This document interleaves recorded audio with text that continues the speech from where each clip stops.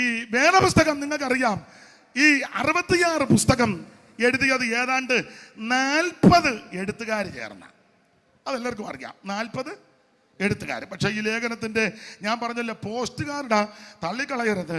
40 എഴുത്തുകാർ ചേർന്ന ആ യൂദയുടെ ലേഖനം എഴുതിയ, പക്ഷേ 39 എഴുത്തുകാർക്കും വെളിപ്പെടാത്ത പ്രധാനപ്പെട്ട 2 മാർമിക വിഷയം യൂദായ്ക്കാണ് വെളിപ്പെട്ടത്. അത് മറ്റൊന്നുമല്ല, ഒന്ന് മോശയുടെ ഉയർപ്പിനെ സംബന്ധിച്ച കാര്യം 39 എഴുത്തുകാർക്കും വെളിപ്പെട്ടില്ല. 2 നമ്മളിപ്പോൾ വായിച്ച കുറുവാക്യമാ ഹാനോക്ക് പ്രവചിച്ച വിഷയം. അപ്പോൾ ഹാനോക്ക് പ്രവചിച്ച വിഷയവും മോശയുടെ ശരീരത്തിന്റെ ഉയർപ്പിനെ സംബന്ധിച്ച വിഷയം 39 എഴുത്തുകാർക്കും വെളിപ്പെട്ടില്ല. ആമേൻ. യൂദായ്ക്കായി കാര്യം വെളിപ്പെട്ടത്. അതുകൊണ്ട് ഈ ലേഖനം വളരെ ഈടുറ്റ ലേഖനമാണ്. ഇനി മാത്രമല്ല, ലേഖനത്തിന് നിങ്ങൾ 25 വാക്യം ഒന്ന് ഓടിച്ച് പഠിച്ചാൽ ഈ 3ന്റെ ഒരു കണക്ക് അവിടെ കിടപ്പുണ്ട്. 3കളുടെ കണക്കുണ്ട്. 1-ാം വാക്യം വായിച്ചേ ദൈവദാസനെ. 1-ാം വാക്യം 3ന്റെ ഒരു കണക്ക്. യേശുക്രിസ്തുവിന്റെ ദാസനും യാക്കോബിന്റെ സഹോദരനുമായ യൂദ പിതാവായ ദൈവത്തിൽ സ്നേഹിക്കപ്പെട്ടും യേശുക്രിസ്തുവിനായി സ്നേഹിക്കപ്പെടുക, സൂക്ഷിക്കപ്പെടുക. അടുത്തത് ഇരിക്കുന്നവരായ വിശുദ്ധന്മാർക്ക് എഴുതുന്നത്, വിളിക്കപ്പെട്ടത്. അപ്പോൾ സ്നേഹിക്കപ്പെട്ട്, സൂക്ഷിക്കപ്പെട്ട്, വിളിക്കപ്പെട്ട് 3 പദമാണ്. ഇനി 5, 6, 7 തിരുവെടുത്ത് പഠിക്കുമ്പോൾ 3 സംഭവങ്ങൾ നിരത്തുന്നുണ്ട്. മിസ്രയീമിൽ നിന്ന് ഇറങ്ങിത്തിരിച്ച ഇസ്രായേൽ മക്കളുടെ ചരിത്രം 1, 2 പാപം ചെയ്ത ദൂതന്മാരുടെ വിഷയം, 3 സോദോമിൽ ദൈവം ന്യായം വിധിച്ച വിഷയം. 3 തെളിവുകൾ നിരത്തുക. വിശ്വസിക്കാത്തവരെ നശിപ്പിച്ച വിഷയത്തോട് ബന്ധപ്പെട്ട് അവിടെ 3ന്റെ കണക്കാണ്. ഇനി ഒരു 3 വ്യക്തികളെ പരാമർശിക്കുന്നുണ്ട്. അത് 11-ാമത്തെ വാക്യം ഒന്ന് വായിച്ചേ. 11. അവർക്ക് അയ്യോ കഷ്ടം, അവർ കയ്യിന്റെ വഴി, ഒന്ന് കയ്യിന്റെ വഴി നടക്കുകയും കൂലി കൊതിച്ച് ബിലയാമിന്റെ വഞ്ചനയിൽ. പിന്നെ 3 കോരഹിന്റെ മത്സരം. 3 പേരെ അവിടെ പരാമർശിക്കുന്നു. 1 ആമൻ കയീൻ, 2 ബിലയാം, 3 കോരഹ. ഭാഗത്തേക്കൊന്നും പോകുന്നില്ല. കയ്യിന്റെ വഴി മറ്റൊന്നുമല്ല, ആമൻ സൽപ്രവർത്തി കൊണ്ട് രക്ഷ നേടാന്ന. സൽപ്രവർത്തി കൊണ്ട് രക്ഷ നേടാം. ഭൗതിക വസ്തുക്കൾ കൊണ്ട് കൊടുത്താൽ രക്ഷപ്പെടും.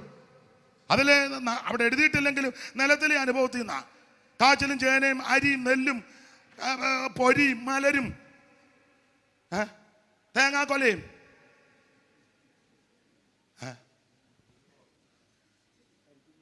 മുടുത്ത വെട്ടിയേമ്പും ഇതെല്ലാം കൊണ്ട് കൊടുത്താൽ രക്ഷപ്പെടാം. നല്ലല്ല, ഒരു കുഞ്ഞാട് യാഗമായി അറക്കണം. രക്തം ചൊരിഞ്ഞിട്ടല്ലാതെ വിമോചനമില്ലെന്ന്. കയ്യിന്റെ വഴിയല്ല, ഭൗതികം കൊണ്ട് കൊടുത്താൽ രക്ഷപ്പെടാന്ന്. കാശ് കൊടുത്ത് സ്വർഗത്തിൽ പോകാൻ നടക്കുകയല്ല. പിന്നെ ബിലയാമിന്റെ വഞ്ചന, ദുരുപദേശം, അതൊന്നും ഞാനിപ്പോൾ എടുക്കുന്നില്ല. പിന്നെ കോരഹിന്റെ മത്സരം, അത് ശുശ്രൂഷ മത്സരം. വോട്ട് ഇലക്ഷനും നേരായ മാർഗത്തിലാണ്, കുഴപ്പമില്ല. ചെളി വാരി എറിഞ്ഞും കുതികാല് വെട്ടിയും അവനിട്ട് ടോർപ്പിട വെച്ചും ഫേസ്ബുക്കിലും കുന്നത്തിനകത്തുമെല്ലാം എഴുതി അവനെ തകർത്തും നശിപ്പിച്ചും ഗുണ്ടകളെ ഇറക്കിയും പോലീസിന് കാശ് കൊടുത്തും ആ മട്ടാഞ്ചേരിയിൽ നിന്നും, പിന്നെ ഇവിടെ വേറെ സ്ഥലം മറന്നുപോയി, അവിടുന്ന് ഇവിടുന്നൊക്കെ ആളിനെ ഇറക്കി സ്ഥാനമാനം പിടിച്ചടക്കുന്ന കോരകന്റെ പണി. ദൈവം നിന്നെ ന്യായം വിധിക്കും. സ്തോത്രം. ആ ഭാഗത്തേക്ക് ഞാൻ പോകുന്നില്ല. അവിടെ 3 കാര്യമായിട്ട് അത് പറഞ്ഞാൽ നമ്മുടെ വിഷയത്തിൽ വരികയില്ല. അപ്പോൾ അവിടെ 3 കാര്യങ്ങൾ. ഇനി ആ 18-ാം വാക്യം 19-ാം വാക്യം വായിച്ചു. അവിടെ ഒരു 3 കാര്യം. 19. അവർ ഭിന്നതയുണ്ടാക്കുന്നവർ, പ്രാകൃതന്മാർ, ആത്മാവില്ലാത്തവർ. അവിടെ 3 കാര്യം പറഞ്ഞിരിക്കുക. ഭിന്നത ഉണ്ടാക്കുന്നവര്, പ്രാകൃതന്മാർ. അപ്പൊ ഈ 3 പ്രയോഗമുണ്ട് ഇതിനകത്ത്. ഇനി ഒടുവിൽ ഈ ലേഖനം നിർത്തുമ്പോൾ 3 പ്രത്യേക പദം പറഞ്ഞിട്ടുണ്ട്. 24, 25. വീഴാതെ വണ്ണം നിങ്ങളെ സൂക്ഷിച്ച് തന്റെ മഹിമാസന്നതിയിൽ കളങ്കമില്ലാത്തവരായി ആനന്ദത്തോടെ നിർത്തുവാൻ ശക്തിയുള്ളവന് നമ്മുടെ കർത്താവായ യേശുക്രിസ്തു മുഖാന്തരം പിന്നെ നമ്മുടെ രക്ഷിതാവായ ഏക ദൈവത്തിനും തന്നെ സർവകാലത്തിനും മുമ്പും ഇപ്പോഴും സദാകാലത്തോളം. 3 പദം. സർവകാലത്തിന് മുമ്പ്, ഇപ്പോഴും, സദാകാലം. അവിടെ 3. അപ്പോൾ ഈ ലേഖനം വളരെ ഈടുറ്റ ആഴമേറിയ ലേഖനമാണ്. ദൈവത്തിന് മഹത്വം ഉണ്ടാകട്ടെ. മാത്രമല്ല, ഇത് വെളിപ്പാട് പുസ്തകത്തിന്റെ പുറകെ കൊണ്ട് കൊടുക്കാൻ ഞാൻ എപ്പോഴും പറയും, നിങ്ങൾക്ക് പറയാം, നിത്യത എന്ന പദം പറഞ്ഞു നിർത്തിയിരിക്കുന്ന ലേഖനം യൂദയുടെ ലേഖനമാണ്. നിത്യത എന്ന പദം മറ്റ് ലേഖനത്തിൽ പ്രത്യക്ഷമായിട്ടും പരോക്ഷമായിട്ടും പലയിടങ്ങളിൽ പറഞ്ഞിട്ടുണ്ടെങ്കിലും നിത്യത എന്ന പദം പറഞ്ഞു നിർത്തിയിരിക്കുന്ന ലേഖനം യൂദയുടെ ലേഖനമാണ്. ആ വായിച്ച വാക്യത്തിൽ നിന്ന് കേട്ടല്ലോ, സദാകാലത്തിന് മുമ്പ്, സർവകാലത്തിന് മുമ്പ്, അല്ലെങ്കിൽ സദാകാലത്തോളം. അപ്പം നിത്യത എന്ന പദം പറഞ്ഞു നിർത്തി നിർത്തിയിരിക്കുന്ന ലേഖനമാണ് യൂദയുടെ ലേഖനം. ഇത് വെളിപ്പാട് പുസ്തകത്തിന്റെ പുറകിൽ കൊണ്ട് കൊടുക്കാൻ കാരണം നിത്യത എന്ന പദമേ ഇവിടെ പറഞ്ഞിട്ടുള്ളൂ. ആ നിത്യത എന്തുവാന്ന് അല്പമെങ്കിലും വിസ്തരിച്ചിരിക്കുന്ന പുസ്തകം ആമൻ വെളിപ്പാട് പുസ്തകമാ. ഒരു കാര്യം പ്രത്യാശയ്ക്കായിട്ട് ഒതുക്കി പറയട്ടെ, ആമൻ നാം നിത്യതയിലെത്തണം. നിത്യതയ്ക്ക് ഭംഗമുണ്ടാക്കുന്ന, നിത്യതയ്ക്ക് തടസ്സം വരുത്തുന്ന, നിത്യതയ്ക്ക് കോട്ടം തട്ടുന്ന ഒരു കാര്യത്തിലും ഞാനും നിങ്ങൾ ഉൾപ്പെടരുത്, ഏർപ്പെടരുത്. അതിൽ നൊടിഞ്ഞു മാറി നമ്മുടെ ലക്ഷ്യം, നമ്മുടെ ലാക്ക് ആമൻ നിത്യതയിലെത്തുക എന്നുള്ളതാണ്. അതെ, ആ ഭാഗം അങ്ങനെ അങ്ങ് വിടുക. ദൈവത്തിന്റെ മഹത്വം. അപ്പോൾ ഈ ലേഖനം വളരെ ആഴമേറിയ ഈടുറ്റ ലേഖനമാണ് യൂദയുടെ ലേഖനം. ഇനി ഈ രക്ഷ, പൊതുവിലുള്ള രക്ഷ എന്ന വിഷയം എഴുതാനാ തുനിഞ്ഞെങ്കിലും രക്ഷയെപ്പറ്റി എഴുതുന്നതിലും അത്യാവശ്യം ദുരുപദേശത്തിന് കണ്ണനം കൊടുക്കണം. അതാ ലേഖനകർത്താവ് ഉദ്ദേശിച്ചത്. 3-4 വാക്യം ഒന്നുകൂടെ വായിക്കാം. 3-4. പ്രിയരെ, നമുക്ക് പൊതുവിലുള്ള രക്ഷയെക്കുറിച്ച് നമുക്ക് പൊതുവിലുള്ള രക്ഷയെക്കുറിച്ച് എഴുതുവാൻ നിങ്ങൾക്ക് എഴുതുവാൻ സകല പ്രയത്നവും ചെയ്യുകയിൽ വിശുദ്ധന്മാർക്കൊരിക്കലായി ഭരമേൽപ്പിച്ചിരിക്കുന്ന വിശ്വാസത്തിന് വേണ്ടി പോരാടണം. ഓടിച്ചു പറയട്ടെ, ഞാനും നിങ്ങളും പോരാടേണ്ടത് വിശ്വാസത്തിന് വേണ്ടി. ഇത് ഒരിക്കലായി പരമേൽപ്പിച്ച വിശ്വാസം. ഇത് ആഴ്ച മാറ്റുന്ന ഉപദേശവും വിശ്വാസവും അല്ല. വെളിനാട്ടിലൊന്ന് പോയിച്ച് വരുമ്പോൾ മാറ്റുന്ന ഉപദേശം അല്ലിത്. അവിടെ എവിടെയും പോയി അന്തും ബിന്ദും എല്ലാം കണ്ടേച്ച് മാറ്റുന്ന ഉപദേശം അല്ലിത്. ഇത് ഒരിക്കലായി പരമേൽപ്പിച്ച വിശ്വാസമാണ്. സ്തോത്രം. പണ്ട് ആകാശ ഉപദേശം ഒന്ന് മാറ്റി, പ്രമാണം ഒന്ന് മാറ്റി, എന്ത് പ്രയാസമുണ്ടായി. ഹിസ്കിയാവിന് മരിക്കത്തക്ക രോഗം പിടിച്ചപ്പോൾ ആ കാര്യം അതുകൊണ്ട് പറഞ്ഞ് ഗൃഹകാര്യം ക്രമത്തിലാക്കാൻ. ആകാശന്റെ ഘടികാരം എന്നൊക്കെ യെശയ്യാ 38 പരാമർശമുണ്ട്. ഇവൻ തിക്കളത്ത് ബിലേസറിന് കപ്പം കൊടുത്തേച്ച് കാശുമെല്ലാം കൊണ്ട് കൊടുത്ത് തിക്കളത്ത് ബിലേസറിന് കപ്പമെല്ലാം കൊടുത്തു. അവിടെ തിക്കളത്ത് ബിലേസറിനെ കാണാനായിട്ട് ദമ്മേശക്ക് ചെന്നപ്പോൾ അവിടെ ഒരു വലിയ മുടുത്ത ബലിപീഠം. പുള്ളി അത് കണ്ടേച്ച് അതിൻ്റെ മാതൃകയിൽ ഒരെണ്ണം ഇവിടെ ഉണ്ടാക്കി. തൻ്റെ പാസ്റ്ററോട് പറഞ്ഞ്, എനിക്ക് വന്ന് ഊരിയ പാസ്റ്ററാന്നോ, ഊരിയ പുരോഹിതനോട് പറഞ്ഞു, ഞാൻ തിരിച്ചിവിടെ വരുമ്പോൾ ഇതുപോലൊരെണ്ണം പണിത് വെച്ചേക്കണമെന്ന്. ആ വാക്യം ഒന്ന് വായിച്ച്. രാജാക്കന്മാരുടെ 2-ാം പുസ്തകം 10-16 അല്ലേ? എനിക്ക് തെറ്റിയെന്ന് തോന്നുന്നു. രാജാക്കന്മാർ 2-ാം പുസ്തകം 10-16 ആണോ? ഒന്ന് നോക്കിക്കേ.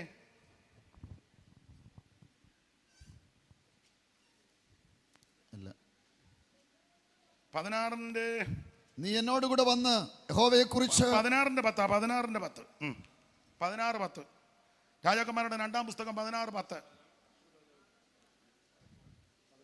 ആഹാസ് രാജാവ് അശൂർ രാജാവായ തിഗ്ലത്ത്-പിലേസറിനെ എതിരേൽപ്പാൻ ദമ്മേശക്കിൽ ചെന്നു. ദമ്മേശക്കിലെ ബലിപീഠം കണ്ടു. അവിടെ ഇവിടെ അതിവിധം കാണും. അവിടെ ചെല്ലുമ്പോൾ ഇവിടെ ചെല്ലുമ്പോൾ അതിവിധം കാണുമെന്ന്. അതൊന്നും ഇതിനകത്ത് കൊണ്ട് കേറ്റരുതെന്നാ പറഞ്ഞതിന്റെ ആശയം. ദമ്മേശക്കിൽ ചെന്നപ്പോൾ അവിടുത്തെ ബലിപീഠം കണ്ടു. ആകാശ രാജാവ്. സ്തോത്രം. പുള്ളിയുടെ അപ്പനെ പറ്റിയൊക്കെ അറിയാമല്ലോ. സ്തോത്രം. യോധ. അയാൾ പള്ളി കയറാത്തവനായിരുന്നു. പുള്ളിയുടെ അപ്പനെ പറ്റി അറിയാമായിരുന്നു. പള്ളി വെച്ച് വഴക്കുണ്ടാക്കുന്നവനായിരുന്നു. ഉസിയാവ്, യോധ, ആകാശ്. ഈ ആകാശ് ദൈവാലയത്തിലെ ഉപകരണങ്ങൾ എടുത്ത് ഉടച്ചവനാ. അത് പൂട്ടി. പള്ളി പൂട്ടിയവനാ. പള്ളി പൂട്ടിയെങ്കിലും പുള്ളി രമേശൊക്കെ ചെന്ന് ബലിപീഠം കണ്ടപ്പോൾ പുള്ളിക്ക് ഇളക്കം. ഈ ലോക്കൽ സഭയിൽ അടിയുണ്ടായിട്ട് വേറെ സ്ഥലത്ത് പോയി ആത്മാവിലാകുന്ന ആൾക്കാരുണ്ട്. ഉണ്ട്. ലോക്കൽ സഭയിൽ മറ്റവന്റെ കൊങ്ങായിക്ക് പിടിച്ച് അവനെ തത്തിച്ചേച്ച് അപ്പുറേ പോയി മനസ്സിലാകാടിയാണോ എന്നെ പൊട്ടം കളിപ്പിക്കുകയാണോ? എടാ, ആദ്യം സാക്ഷ്യത്തോടെ ലോക്കൽ സഭയിൽ നിൽക്കണ്ടേ? വേണ്ടേ? ലോക്കലിൽ അടി ഉണ്ടാക്കി നീ സെൻട്രലോട്ട് പൊട്ടന്നെ എടുക്കാനാ? നീ അവിടെ ചെന്നാലും അവിടെ മുടിഞ്ഞു പോകുകയുള്ളൂ. ആദ്യം നിൽക്കുന്നിടത്ത് മാതൃകയോടെ നിൽക്കണ്ടേ? മിണ്ടുന്നില്ലല്ലോ. ഇനി എന്നെ മിണ്ടാനാ? സ്തോത്രം. ഇവനോട് പള്ളി പൂട്ടിയവനാ. അങ്ങനല്ലേ എഴുതിയേക്കുന്നത്? പള്ളി പൂട്ടിയെന്നാന്നല്ലോ 28-24 പാസ്റ്ററെ. ദിനവൃത്താന്തങ്ങളുടെ 2-ാം പുസ്തകം 28-24 ഒന്ന് വായിച്ചേ. അവിടെ അല്ലേ പള്ളി പൂട്ടിയെന്ന്? ദിനവൃത്താന്തങ്ങളുടെ 2-ാം പുസ്തകം 28-24 വായിച്ചേ. അത് തന്നെ. ദൈവാലയത്തിലെ ഉപകരണങ്ങളെ എടുത്ത് ദൈവാലയത്തിലെ ഉപകരണങ്ങളെ ഉടച്ച് യഹോവയുടെ ആലയത്തിന്റെ വാതിലുകൾ അടച്ചു കളഞ്ഞു. പള്ളി പൂട്ടിയവനാ. ലോക്കൽ സഭയെ കേസ് നടത്തി, ലോക്കൽ സഭയിലെ പാസ്റ്റർക്കെതിരെ കേസ് കൊടുത്ത്. ഞാൻ പറയുന്നത് മനസ്സിലാകുന്നില്ലേ? ലോക്കൽ സഭയിൽ അടിയുണ്ടാക്കി. അപ്പൊ നിങ്ങൾ ചിന്തിക്കുക, ഇയാളെ വിളിക്കേണ്ട ഒരു കാര്യവും ഇന്ന് തന്നെ വിളിച്ചെങ്കിലേ ഒക്കുള്ളൂ. ലോക്കലിൽ അടിയുണ്ടാക്കി നീ സെന്ററിൽ പോയി എന്നാ മറുഭാഷ പറയാനാ? ദൈവത്തിന് മഹത്വം. ഇവിടെ നിരപ്പാകണ്ടേ? ആദ്യം ഇവിടെ നിരപ്പാകണ്ടേ? ഇവിടെ ക്ഷമ പറയണ്ടേ? ഇവിടെ കൈ കൊടുക്കണ്ടേ? സ്തോത്രം. അവന്റെ ഭാഗത്തായിരിക്കും തെറ്റ്. നീ ദൈവവൈതലാണെങ്കിൽ നീ ആദ്യം ചെന്ന് ക്ഷമ പറയണം. അതാ വേദപുസ്തകത്തിന്റെ പ്രമാണം. ചില ആൾക്കാർ പതിവില്ലാതെ ചില സഭയിൽ ചെല്ലി നമ്മളൊക്കെ വന്നേ ഉള്ളൂ. അവിടെ കുരുക്കൊപ്പിച്ചായി വന്നേ. നമ്മുടെ വിഷയമല്ല, വിട്ടാക്കാൻ എന്തിനാ ആലോക്യം ഉണ്ടാക്കുന്നത്? ആകാശ ദൈവാലയത്തിലെ ഉപകരണങ്ങൾ ഉടച്ച് പള്ളി പൂട്ടിയവനാ. പക്ഷെ ഇവൻ ദമ്മേശക്ക് ചെന്ന് തിക്ലത്തിമിലേസനെ കാണാൻ ചെന്നപ്പോൾ അവിടുത്തെ ബലിപീഠം കണ്ട്. അത് കണ്ടപ്പോൾ പുള്ളിക്ക് അളക്കാം. വായിച്ചോ, ഇനി വായിച്ചോ. രാജകന്മാരുടെ 2-ാം പുസ്തകം 16-ാം അധ്യായത്തിന്റെ 10 മുതൽ താപോട്ടെ. ആഹാസ് രാജാവ് അശൂർ രാജാവായ തിഗ്ലത്ത്-പിലേസറിന്റെ എതിരേൽപ്പാൻ ദമ്മേശക്കിലെ ബലിപീഠം കണ്ടു. ആഹാസ് രാജാവ് ബലിപീഠത്തിന്റെ ഒരു പ്രതിമയും അതിന്റെ എല്ലാ പണിയോടും കൂടിയുള്ള മാതൃകയും ഊരിയ പുരോഹിതന് കൊടുത്തയച്ചു. ചുരുക്കി പറഞ്ഞാൽ ദമ്മേശക്ക് ചെന്ന് അവിടുത്തെ ദമ്മേശക്കുകാരുടെ ബലിപീഠം എല്ലാം കണക്കാണ്. പുള്ളിക്കിളക്കം. പുള്ളിയുടെ ഫോട്ടോ എടുത്ത് വാട്സപ്പിൽ, ഇപ്പോഴത്തെ രീതി വെച്ചാ വാട്സപ്പിൽ ഇവരുടെ പാസ്റ്റർക്ക് അയച്ചു. ഊരിയ പാസ്റ്റർക്ക്, പാസ്റ്ററെ ഞാനിപ്പോൾ ദമ്മേശക്കിൽ ഉണ്ട്. ലൈവിൽ കണ്ടിട്ടില്ലേ? ഇതാണ് ഇവിടുത്തെ യാഗപീഠം. ഉടനെ പാസ്റ്റർ വണ്ടർഫുൾ. ഒരു ഇംഗ്ലീഷ് തെറ്റിയോ?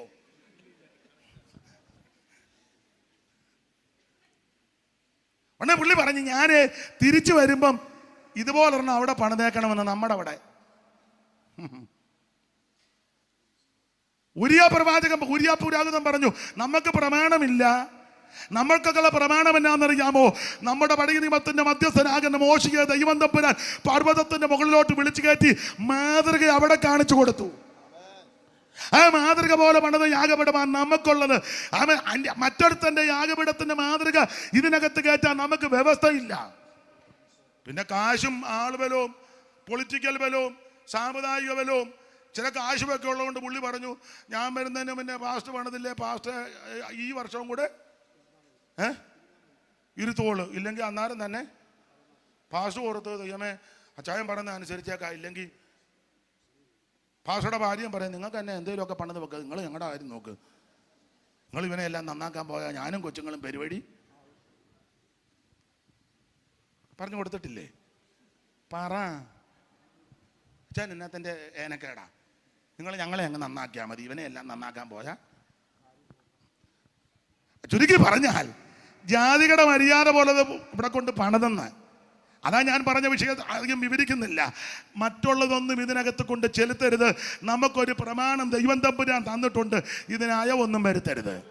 ഒരിക്കലായി പരിമേൽപ്പിച്ച വിശ്വാസം, ഈ വിശ്വാസ പ്രമാണം ഒരിക്കലായി തന്നതാ. ആഴ്ചയിലോ മാസത്തിലോ ആണ്ടിൽ മാറ്റുന്നതല്ല, ഇതെന്തേക്കും സ്ഥിരമായ പ്രമാണം. അപ്പൊ ഈ വിശ്വാസത്തിന് വേണ്ടി പോരാടണം. അതിനായി ലേഖനം എഴുതിയത്. ഇനി ഞാൻ എടുത്ത വാക്യത്തോട് കൂറ് പുലർത്താം, ഇല്ലെങ്കിൽ ഒക്കത്തില്ല. മറ്റു കാര്യത്തിലോട്ടൊന്നും പോകുന്നില്ല. വായിച്ച കുറുവാക്യം വായിച്ചോ, 14-15 പെട്ടെന്ന്. ആദാം മുതൽ ഏഴാമനായ ഹാനോക്കും ഇവരെ കുറിച്ച് കർത്താവ് എല്ലാവരെയും വിധിപ്പാനും അവർ അഭക്തിയോടെ ചെയ്ത ഭക്തി വായിക്കാൻ നേരമില്ല. ദൈവരാസം നന്നായി വായിച്ചു തരുന്നു, നന്ദിയുണ്ട്. ആദാം മുതൽ ഏഴാമനായ ഹാനോക്ക്. അതല്ല ഏഴാമൻ ഹാനോക്ക് എന്ന് പറയാൻ കാര്യം നിങ്ങൾക്കറിയാം. ഏഴാമനായ ഹാനോക്ക്. കാരണം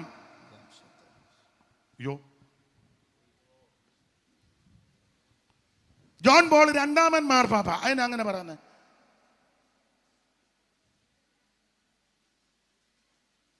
എന്തേലും ഒന്ന് പറയണ്ടെന്ന് അങ്ങനെ ഇന്നോട്ടെന്നായിരിക്കും.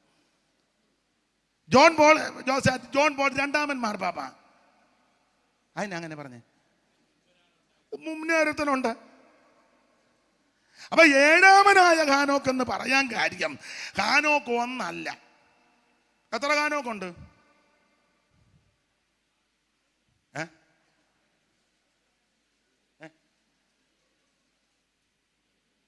യേശാസ് എത്രയാ പറഞ്ഞേ? 2. യേശാൻസിന് 2 ഇരിപ്പുണ്ട്. ആ, അരിയുടെ എത്ര എണ്ണം ഉണ്ട്? എത്ര ഹാനോക്ക് ഉണ്ടെന്ന്?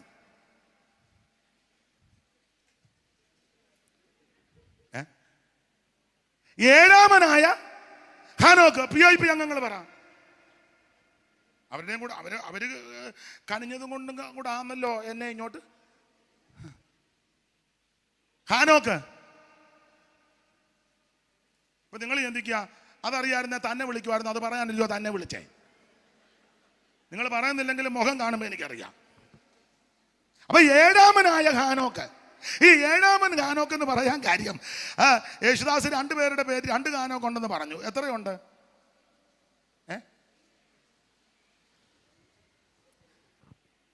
ഈ വേദപുസ്തകം പഠിച്ചാൽ, ഞാൻ വേദപുസ്തകമൊക്കെ ധ്യാനിച്ചപ്പോൾ 1 കൂടുതൽ ഹാനോക്കുണ്ട്. 1-ാമത്തെ ഹാനോക്ക് ഇപ്പം വായിച്ച യൂദകളുടെ ലേഖനത്തിൽ 7-ാമൻ ഹാനോക്ക്. 7-ാമൻ എന്ന് പറയാൻ കാര്യം, ആദാം മുതൽ എണ്ണിയാൽ 7-ാം തലമുറക്കാരൻ ഹാനോക്ക്. ആദാം, ഷേത്ത്, ഏനോഷ്, കേനാൻ, മഹലലേൽ, യാരദ്, ഹാനോക്ക്. പിന്നെ മധൂശലേക്ക്, ലാമക്ക്, നോഹ. അങ്ങനെ ആ തലമുറ 7-ാമൻ ഹാനോക്ക്. എന്നാൽ വേറൊരു ഹാനോക്കുണ്ട്. അങ്ങനെ ഞാൻ പറയുന്ന 3-ാമൻ ഹാനോക്ക. 4:16 വായിച്ചോ. ഉൽപ്പത്തി 4:16. അണ്ട് ഇടതുവശത്തെ കണ്ണിക തുടങ്ങുന്നിടത്ത് വായിച്ചോ. 4:16. അങ്ങനെ കയ്യിൽ യഹോവയുടെ തന്നെ വിട്ടുപുറപ്പെട്ട് ഏതിന് കിഴക്കിൽ ഓടുദേശത്ത് എന്ന് പാർത്ത് കയ്യും തന്റെ ഭാര്യയുമായിട്ട് ജീവിതം ആരംഭിച്ചെന്ന അർത്ഥം. അവൾ ഗർഭം ധരിച്ച് ഹാനോക്കിനെ പ്രസവിച്ചു. അതിനാ പുള്ളിയോട് താല്പര്യമില്ല ഉറക്കെ വായിക്കത് ഹാനോക്ക് എന്നുള്ളത്. അവൾ ഗർഭം ധരിച്ച് ഹാനോക്കിനെ പ്രസവിച്ചു. ആ ഹാനോക്കിനോട് വലിയ താല്പര്യമില്ല. ആയിക്കോട്ടെ. അപ്പൊ ശ്രദ്ധിക്കുക, ഇവിടെ ആ കയീന്റെ ഭാര്യ ഗർഭവതിയായി ഒരു മകനെ പ്രസവിച്ചു. അവന്റെ പേര് ഹാനോക്ക്. അത് ആദാം, കയീൻ, ഹാനോക്ക് 3-ാമൻ. അതുകൊണ്ടാ പറ 7-ാമൻ എന്ന് കൊടുത്തേക്കുന്നത്. യേശാസ് 2 പറഞ്ഞ. ഒന്നുകൂടെ തരാം, വെറുതെ ഇരിക്കല്ലയോ.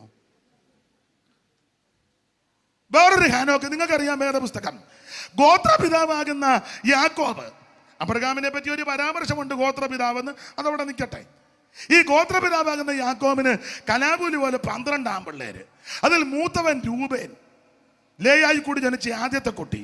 ആ രൂബേന്റെ മക്കളിൽ മൂത്തവൻ ഹാനോക്ക. ദിനവൃത്താന്തങ്ങളുടെ 1-ാം പുസ്തകം 5-ാം അധ്യായത്തിന്റെ 1-ാം വാക്യം ആദ്യം വായിക്ക്. ദിനവൃത്താന്തങ്ങളുടെ 1-ാം പുസ്തകം 5-ാം അധ്യായം 1-ാം വാക്യം പെട്ടെന്ന്.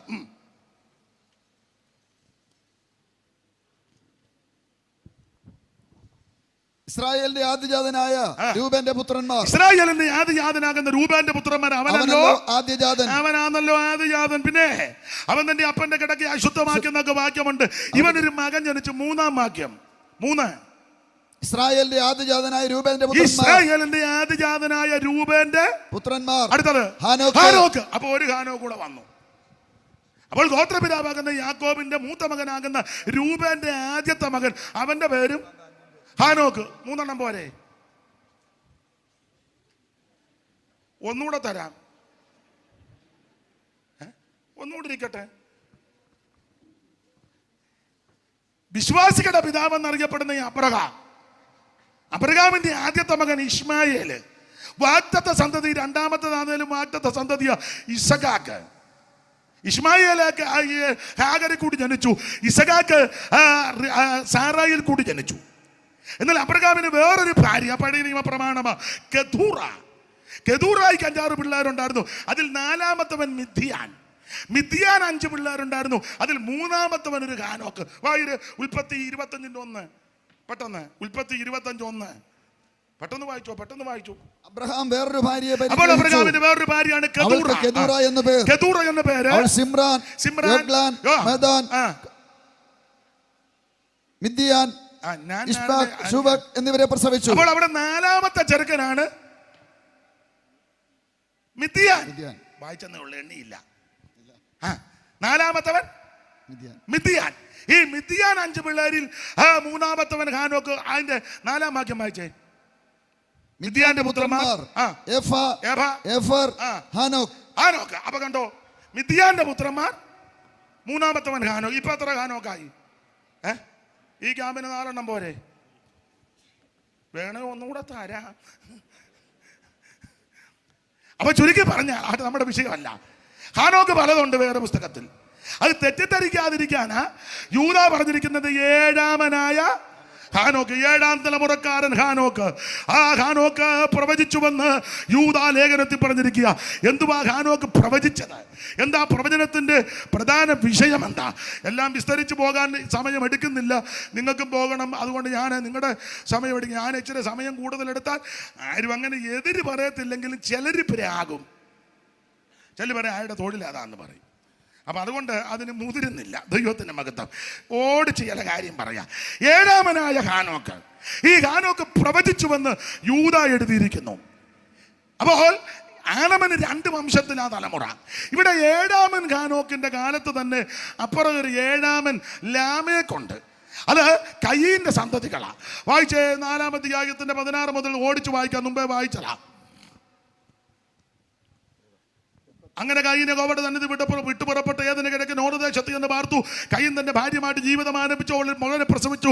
ഹാനോക്കിന്റെ മകൻ ജനിച്ചു ഈരാദ്. വായിച്ചേ. അങ്ങനെ കയീൻ യഹോവയുടെ സന്നിധിയിൽ നിന്ന് അത് വായിക്കേണ്ടത് ഈരാദിന്റെ മുതൽ ഇങ്ങോട്ട് വായിക്കുക, സമയം പോകുന്നു. ഹാനോക്കിന് ഈരാദ് ജനിച്ചു. ഈരാദ് മെഹൂയേലിനെ ജനിപ്പിച്ചു. ഒന്നുകൂടെ വായിച്ചേ. ഈരാദ് മെഹൂയേലിനെ ജനിപ്പിച്ചു.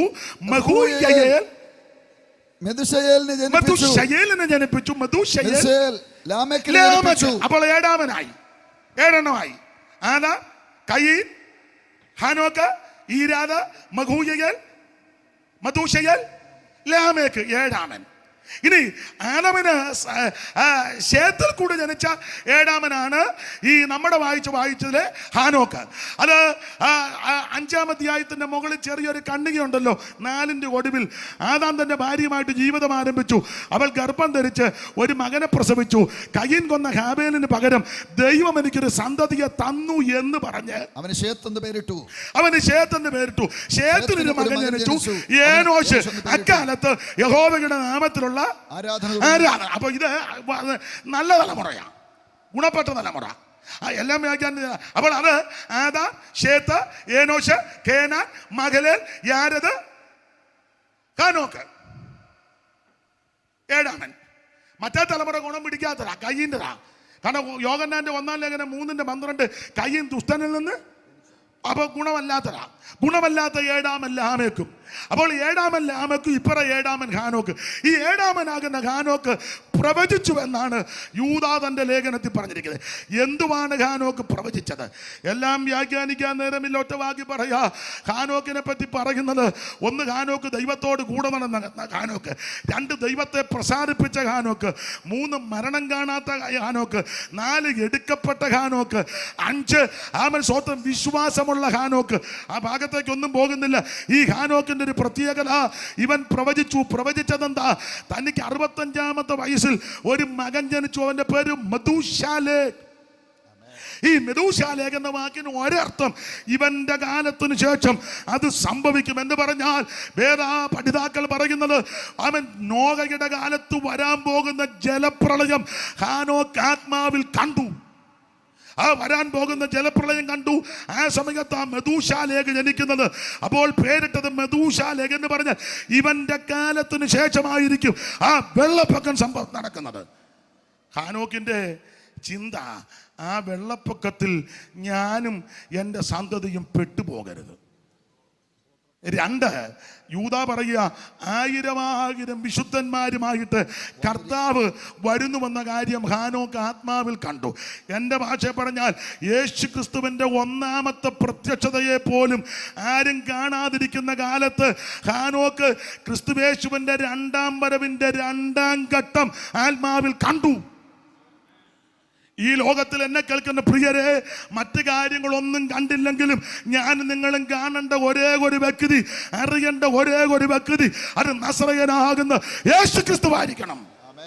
യേശു ക്രിസ്തുവിന്റെ 1-ാമത്തെ വരവിനെ പറ്റി പോലും ആരും അറിയാതെയും പറയാതിരുന്ന കാലത്ത് ഹാനോക്ക് ക്രിസ്തുവേശുവിന്റെ 2-ാം വരവിന്റെ 2-ാം ഘട്ടം ആത്മാവിൽ ദർശിച്ചു. ഈ ഹാനോക്കിനെ പറ്റി പഠിക്കുമ്പോൾ ദൈവത്തിന് മഹത്വം. ഹാനോക്കിന് മുൻപും പിൻപും ആയുസ് ഒത്തിരി ഉണ്ടായിരുന്നു. തൻ്റെ അപ്പന് നല്ല ആയുസായിരുന്നു, മകന് നല്ല ആയുസാണ്. ഹാനോക്കിന്റെ മകൻ എത്ര വയസ്സായിരുന്നു? 960 മിടുക്കൻ. ഹാനോക്കിന്റെ അപ്പൻ എത്ര വയസ്സുണ്ടായിരുന്നടേ? ഹാനോക്കിന്റെ പിതാവിന് എത്ര വയസ്സുണ്ടായിരുന്നെന്ന്? ഇംഗ്ലീഷ് പറഞ്ഞ് പേടിപ്പിക്കരുത്. 982 62 62 തെറ്റിയോ?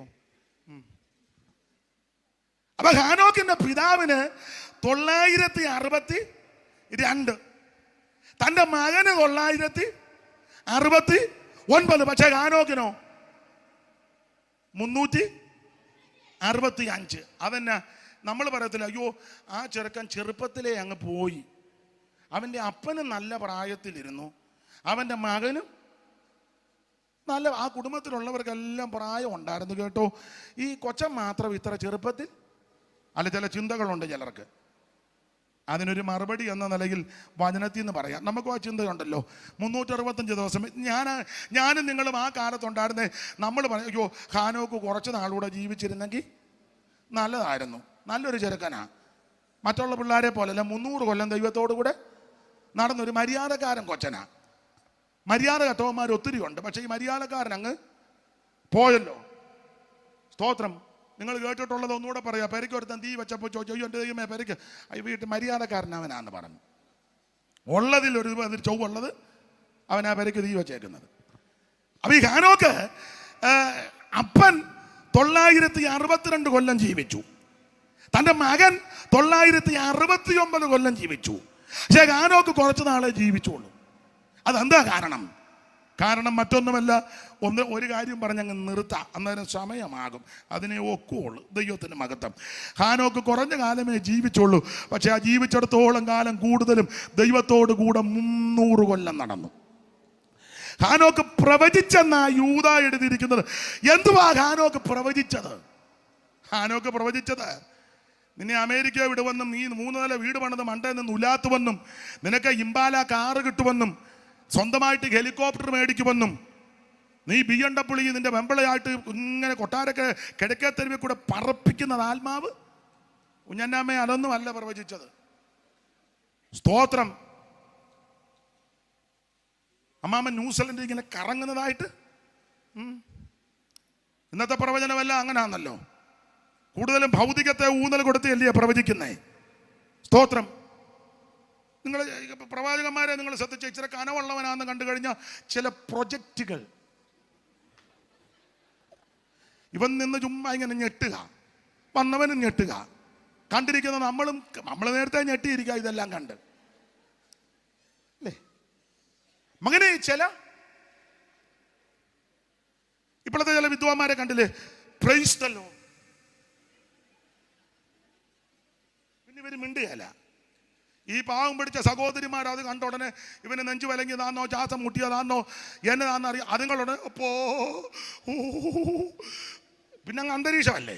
അപ്പൊ ഈ ഓർഗൻ വായിക്കുന്ന ഇവിടെ യേശാസ് ചെയ്യുന്നില്ല, ഉടനെ പിള്ളേർ അനക്കി കൊടുക്കും. നിങ്ങൾ കണ്ടിട്ട് ഇതെല്ലാം ട്രിക്കാന്ന്. ഇതൊന്നും ആത്മാവല്ല, ഇതൊന്നും ദൈവാത്മാവും അല്ല. അതാണ് പറഞ്ഞത്, അങ്ങേ നീ കിടന്ന് തുള്ളരുത്. ഇതൊക്കെ ഇവന്റെ ഓരോ കോഴ്സുകളാ.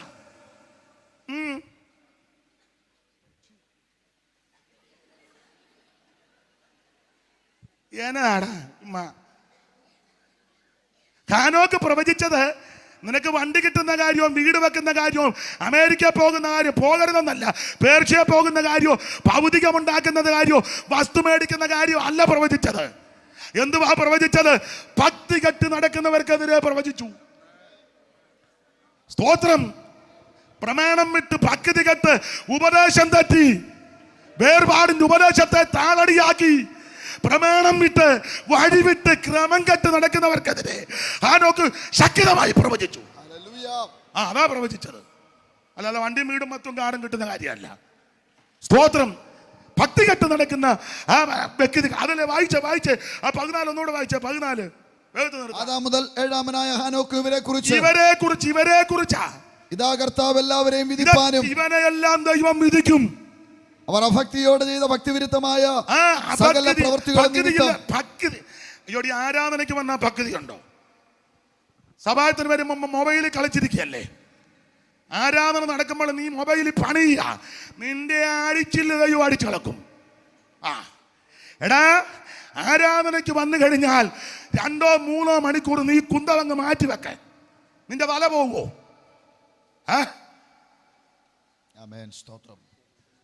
ആകെ 3 മണിക്കൂറല്ലേ ഉള്ളൂ. 3 മണിക്കൂർ ഇവിടെ ശുശ്രൂഷ നടക്കുമ്പോഴും നീ മൊബൈൽ. അയ്യോ, എനിക്ക് ഒത്തിരി പേരെ അറിയാം, ഇവിടെ ഇരുന്നോണ്ട് മെസ്സേജ് വിടുക. നിന്റെ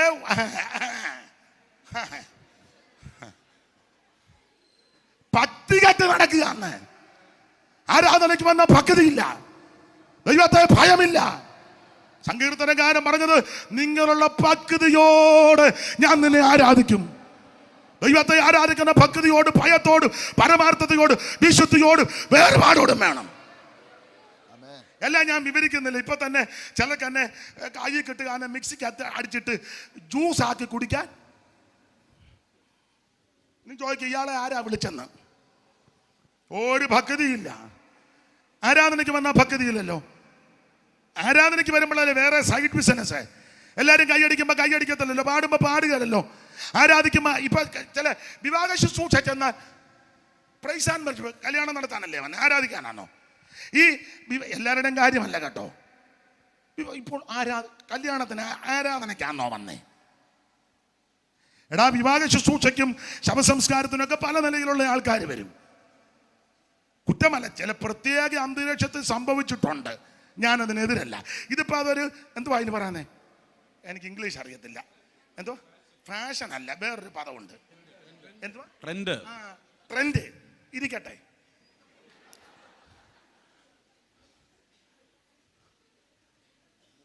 ഈ കല്യാണത്തിന് ആരാധിക്കുന്ന ഒറ്റ ഒരുത്തൻ സഭായത്തിന് വന്ന് ആരാധിക്കത്തുമില്ല.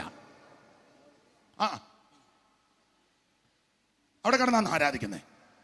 കല്യാണത്തിന് വരുന്ന പല ആൾക്കാർ സഭായത്തിന് ഇരിക്കത്തില്ലല്ലോ, പിന്നല്ലേ ആരാധിക്കുന്നേ. അത് എൻ്റെ വിഷയമല്ല. അപ്പൊ ഇങ്ങനെയുള്ള ഭക്തികെട്ട കാര്യങ്ങൾക്കെതിരെ ഹാനോക്ക് ശക്തമായി പ്രവചിച്ചു. അല്ലാതെ വണ്ടിയും വീടും വസ്തുവും കാറും ലോറിയും കിട്ടുന്നതല്ല പ്രവചിച്ചത്. ഭക്തി കെട്ട് നടക്കുന്നവർ, ഭക്തി കെട്ട പാപികൾ, അവൻ ക്രമം കെട്ടവർ, വഴിവിട്ടവർ, പ്രമാണം വിട്ടവർക്കെതിരെ ശക്തമായി ഹാനോക്ക് പ്രവചിച്ചു. അത് പ്രവചിച്ചപ്പം ഹാനോക്കിനെ 300 കൊല്ലം നടന്നു. 65-ാമത്തെ വയസ്സിൽ ചെറുക്കനുണ്ടായി. അപ്പന് 962 വർഷവും മകന് 969. പക്ഷേ യവന് 365 കൊല്ലമേ ജീവിച്ചുള്ള കാരണം പറയാ. ആ കാരണം തൻ്റെ സമകാലികനാകുന്ന ലാമക്കൊരിക്കൽ ഒരു കാര്യം പറഞ്ഞു. അത് വായിച്ചങ്ങ് നിർത്താം. 19-ാം വാക്യം വായിച്ചേ. 19:4-19 ഉൽപ്പത്തി. അധികം പ്രസംഗിക്കില്ല, പുസ്തകം മടക്കി. 2 ഭാര്യമാരെ എടുത്തു, ഒരുത്തിക്ക് ആദ എന്നും പ്രസവിച്ചവൻ കൂടാരവാസികൾക്കും പശുപാലകന്മാർക്കും പിതാവായിരുന്നു. അവന്റെ ബ്രദർ യൂബാൽ. ആ കിന്നരവും വേണവും വായിക്കുന്ന തലതൊട്ടപ്പൻ സില്ല. തൂബൽ കൈയിനെ പ്രസവിച്ചവൻ ചെമ്പുകൊണ്ട് ഇരുമ്പ് കൊണ്ടും ആയുധമൊക്കെ തീർക്കുന്നവനാണ്. ഇവരുടെ പെങ്ങളുണ്ടായിരുന്ന നയമ. അടുത്ത വാക്യം വായിച്ചു. ആദയും സില്ലയുമായുള്ളവേ. അപ്പൊ ലാമക്ക് തന്റെ ഭാര്യമാരോട് അങ്ങനെ പറ. ലാമെക്കിൻ ഭാര്യമാരെ. അല്ലല്ല, അതിന് മേളിലൊരു വാക്യമുണ്ട്. ലാമെക്ക് തന്റെ ഭാര്യയോട് പറഞ്ഞത്. നന്നായിട്ട് വായിച്ചേ. ലാമെക്ക് തന്റെ ഭാര്യമാരോട് പറഞ്ഞത്. മറ്റോള് പണങ്ങും ഒരാളെ പറഞ്ഞ. ലാമേക്ക് തന്റെ ഭാര്യമാരോട് പറഞ്ഞത്. ആ ഭാര്യമാർ വേറെ ആരും കേൾക്കാനില്ല, പെമ്പളെ കേൾക്കാനുള്ളു. ലാമേക്ക് തന്റെ ഭാര്യമാരോട് പറഞ്ഞത്, ആദയും സില്ലയുമായുള്ളവരെ എന്റെ വാക്ക് കേൾപ്പീൻ. എന്റെ വാക്ക് വേറെ ആരും കേൾക്കാനില്ല, നിങ്ങൾ എന്റെ വാക്ക് കേൾപ്പിൻ. എന്തുവാ വാക്ക്? ലാമേക്കിൻ ഭാര്യമാരെ എന്റെ വചനത്തിന് ചെവിത. ഭാര്യമാരോട് വീരസ്യം പറയുക. ഭാര്യമാരോട് എന്റെ മുറിവിന് പകരം ഞാനൊരു പുരുഷനെയും എന്റെ പരുക്കിന് പകരം ഒരു യുവാവിനെയും കൊല്ലും. ഒരുത്തനെ ഞാൻ കൊല്ലും എന്ന് പറഞ്ഞാൽ എനിക്കൊരുത്തൻ മുറിവുണ്ടാക്കി, എനിക്കൊരുത്തൻ പരുക്കുണ്ടാക്കി. വ്യാഖ്യാനിക്കാൻ വേറെ വാക്യവും ചരിത്രവും കോർത്തിണക്കണം. ആ മുറിവും പരുക്കും വേറെ ആരുമല്ല ഉണ്ടാക്കിയത്, ഹാനോക്കാ ഉണ്ടാക്കിയത്.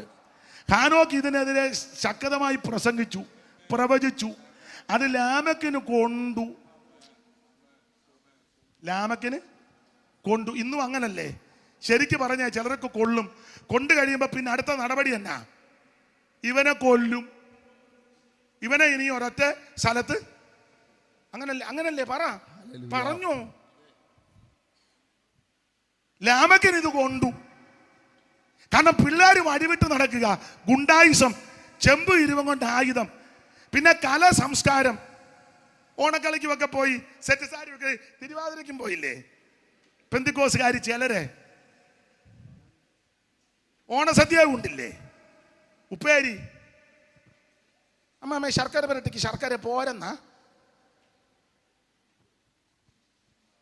കലയും സംസ്കാരവും ഒക്കെ പിള്ളേരെല്ലാത്തിനും ഉണ്ട്. ഡാൻസ്, കുച്ചിപ്പുടി. എന്തിനിപ്പോ കൺവെൻഷൻ രാജാ വരെ കുച്ചിപ്പിടിച്ച് പിടിച്ച് നീ ഉച്ചി പിടിക്കും. മുഴുവൻ വഴിവിട്ടെന്ന്, ക്രമം കെട്ട് വഴിവിട്ട് പിള്ളേരും ലാമക്കും പ്രമാണം വിട്ട് ഗുണ്ടായിസം, ഇരുമ്പും ചെമ്പും ആയുധം. സഭായുധത്തിന് വരുന്നത് അങ്ങനെ ആണല്ലോ. മുളക് പൊടി, ഇടികട്ട, നെഞ്ചൊക്കെ, വടിവാള്. ഒരുത്തൻ കത്തിക്ക് കുത്തി, ഒരുത്തൻ തല്ലി. നിങ്ങൾ ഒന്നും അറിഞ്ഞില്ല. തല്ലുകൊണ്ടാച്ചായിരിക്കും ഇരിക്കുന്നത്, ഇനി എന്നെ അറിയാനാ. പക്ഷേ അന്ന് കൊണ്ട് അടി ഞാനങ്ങ് ഒഴിഞ്ഞു മാറിയത് കൊണ്ട് ബേബിക്കാ കൊണ്ടത്. ബേബി അതേ പിന്നെ ഇങ്ങനെ നടക്കുന്ന സഭായത്തിന്. ഇവനെല്ലാം വഴിവിട്ട് ക്രമം കെട്ട് നടക്കുന്നത് ഹാനോക്ക് ശക്തമായി പ്രവചിച്ചു. ആ പ്രവചിച്ച വിഷയം ലാമക്കിന് കൊണ്ടു. ഇവൻ പറഞ്ഞു, എനിക്ക് മുറിവുണ്ടാക്കി, എനിക്ക് പരിക്കുണ്ടാക്കി, അതുകൊണ്ട് എനിക്ക് പരിക്കുണ്ടാക്കിയ, എനിക്ക് മുറിവുണ്ടാക്കിയവനെ ഞാൻ കൊല്ലും, യവനെ ഞാൻ കൊല്ലും. കൊല്ലാൻ ഒത്തിരി സാധ്യത കൊണ്ട് പിള്ളേര് ചെമ്പ് കൊണ്ടും ഇരുമ്പ് കൊണ്ടും ആയുധം ഉണ്ടാക്കി വെച്ചിട്ടുണ്ട്. അങ്ങനല്ലേ കൊല്ലുന്നേ? ചില പടത്തില് എനിക്ക് പോലീസ് അധികാരികളെ പിടിയുണ്ട്, MLA എൻ്റെ ആളാ, MP എൻ്റെ വകയപ്പെട്ട ആളാ, മന്ത്രിതലത്തിലും എനിക്ക് പിടിയുണ്ട്, പിന്നെ എൻ്റെ പിള്ളേരുടെ എല്ലാ സജ്ജീകരണങ്ങളും ഉണ്ട്. എൻ്റെ പിള്ളേരെന്ന് വെച്ചാൽ എൻ്റെ പിള്ളേരാ. ഞങ്ങൾ നിരൂപിച്ചാൽ എന്തും നടക്കും, ഇവനെ ഞാൻ കൊല്ലും. അത് ഹാനോക്ക് അറിഞ്ഞില്ല, സ്വർഗം അറിഞ്ഞു. സ്വർഗം അറിഞ്ഞു, സ്വർഗം ഇതറിഞ്ഞു. ഇവൻ പറഞ്ഞു, ഒരുത്തനെ ഞാൻ കൊല്ലും, മറ്റാരുമല്ല ഹാനോക്കിനെ കൊല്ലും. അത് സ്വർഗം അറിഞ്ഞു. നിനക്ക് വിരോധമായിട്ട് ആയുധം ഉണ്ടാക്കും, നിനക്ക് വിരോധമായി തന്ത്രങ്ങൾ മെനയും. പരമാർത്ഥതയോടെ, വിശ്വസ്തയോടെ, വിശുദ്ധിയോടെ, പ്രമാണത്തിന് വേണ്ടി നിൽക്കുന്ന നിന്നെ വകവരുത്തുവാൻ, കൊല്ലുവാൻ ശത്രു തന്ത്രങ്ങൾ മെനയുമ്പോൾ എന്നെ കേൾക്കുന്ന പ്രിയരെ, നീ ചഞ്ചലിക്കരുത്, നീ തകർന്നു പോകരുത്, നീ ക്ഷീണിച്ചു പോകരുത്. ശത്രുവിന്റെ കയ്യിൽ ദൈവം നിന്നെ കൊടുക്കത്തില്ല.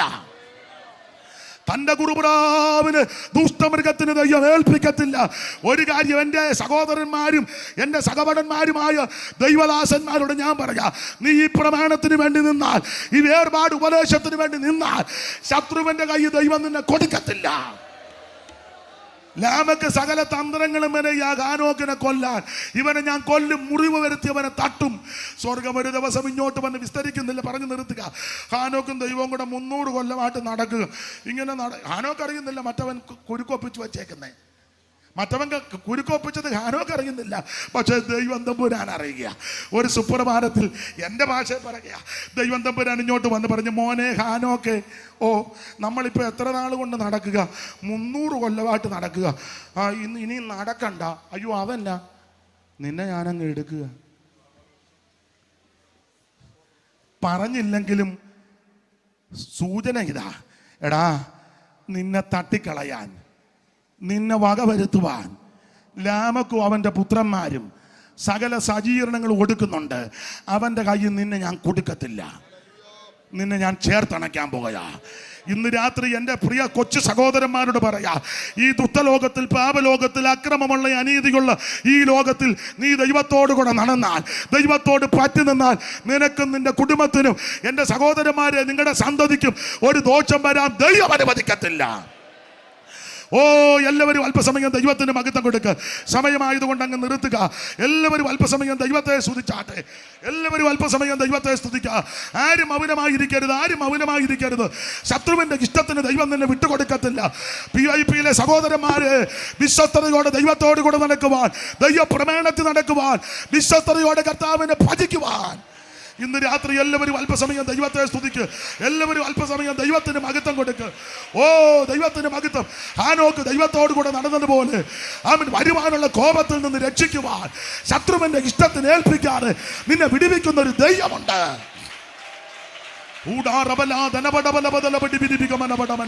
ഓ, ഹാനോക്ക് ദൈവത്തോട് കൂടെ നടന്നത് പോലെ നമ്മുടെ ആയുസ് മുഴുവൻ യേശുവിനോട് ചേർന്ന് നിൽക്കുവാൻ, യേശുവിനെ ആരാധിക്കുവാൻ, യേശുവിനെ ജീവനെ സമർപ്പിക്കുവാൻ. അല്പസമയങ്ങൾ എല്ലാവരും ദൈവത്തിന് മഹത്വം കൊടുക്കുക.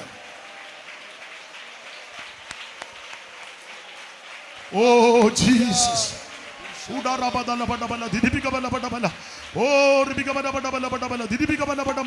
അല്പസമയങ്ങൾ എല്ലാവരും ദൈവത്തെ മഹത്വപ്പെടുത്താം. Oh Jesus. ആ പഴയ പാട്ടിന്റെ 2 ചരണങ്ങൾ കൈയടിച്ച് പാടാ. അതിനെ നേരമുള്ള 2 ചരണങ്ങൾ. തകർക്കുന്ന രാജരാജൻ സൈന്യത്തിന്റെ മുൻപിലായി, തകർക്കുന്ന രാജരാജൻ നായകനായുള്ള ജയം ജയം എപ്പോഴും, നായകനായുള്ള ചേർന്ന് കൈയടിച്ച്. ഓ ജയം ജയം ഹല്ലേലൂയ, ജയം ജയം, ജയം ജയം ഹല്ലേലൂയ. യേശുനാഥ നാമത്തിൽ ജയം ജയം എപ്പോഴും, യേശുനാഥ നാമത്തിൽ കൈയടിച്ച് ചേർന്ന്. ഓ രക്തം കൊണ്ടോ മുദ്രഹീനം, ഓ രക്തം കൊണ്ടോ മുദ്രഹീനം. കൂടാരവ ശൈതൽ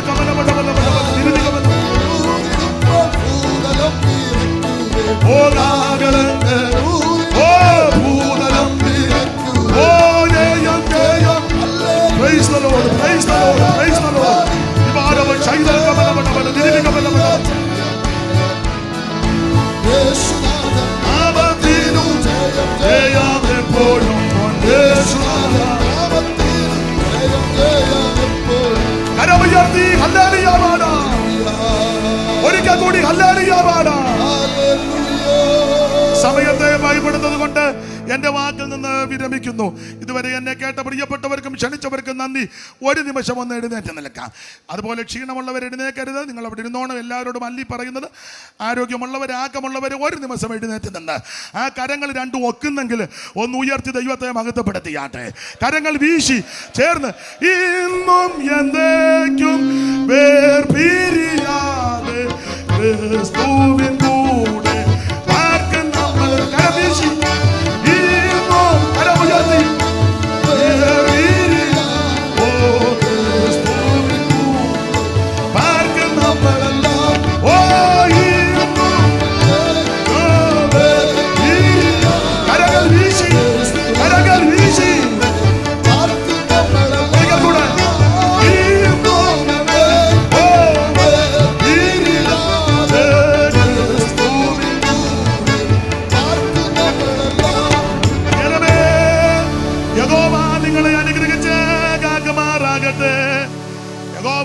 തിരുമകൻ നിങ്ങളുടെ മേൽ പ്രകാശിപ്പിച്ച് നിങ്ങളോട് കൃപയുള്ളവനാകട്ടെ.